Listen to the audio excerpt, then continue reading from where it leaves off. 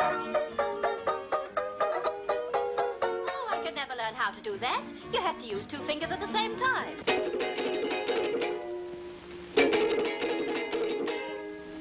With a ukulele. Ukulele.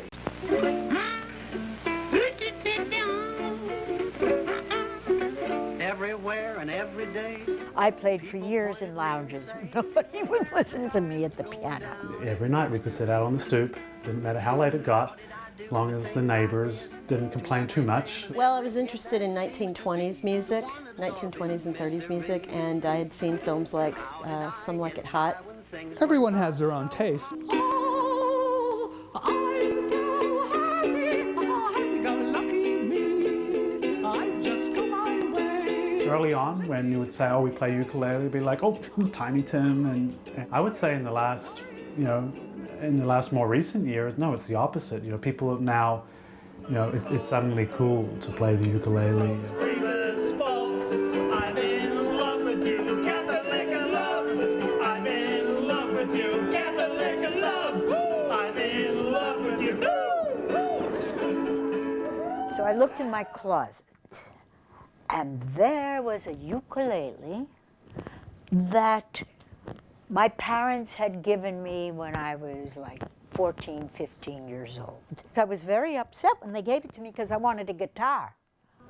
And they said, oh, no, a guitar is for boys, a ukulele is for girls. I bought it from a guitar dealer in Houston. It was a really junky little old ukulele from the 60s or 70s with a plastic fretboard, and I paid $40 for it. And I wore out the first fretboard. When I went to Houston a year later, and I had to buy another one from the guy. He had a whole package of them. There was a Japanese newspaper in English, I guess for business people.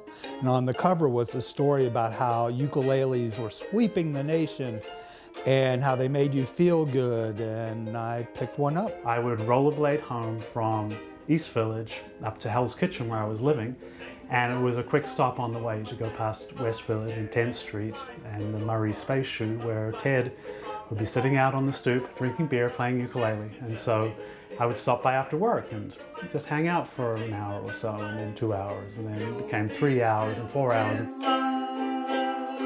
From the skies above, ukuleles of love. It was shortly after 9/11. I was in my magazine and bookstore. In walked this strange-looking woman who I sort of recognized. And it was my friend Daisy, or as she was known then, David Parsons. And he was back with his ukulele to play at CBGB's. We played a couple songs with him on stage. If you're talking punk aesthetic, where you basically just want to get something out quickly on stage, and it, it doesn't. I don't think punk has to be loud and angry, but it basically should be sort of quick and easy. I certainly came out of that scene. I mean, I was later than the original like CBGB's thing, but I just kind of saw it as a backlash against, the electronic music, and it was kind of a way for people to get back to the roots of music. Your kisses, voodoo, how do you get me that way? Oh, for the things that you do, make all the thrills pass. The ukulele changed my life in that it's not such a serious instrument, so it's not so intimidating. So for the first time in recent times anyway, I was able to write music again and write some songs about things that we saw either on the stoop or at the beach. It changed my life back when I was 14, 15 years old, because all of a sudden I became more popular. Oh, give me a home where the buffalo roam and the deer and the antelope play. I mean, everyone's just doing what they're doing, Everyone has their own ideas why they're doing it. Midnight blue, that was the color scheme when I met you.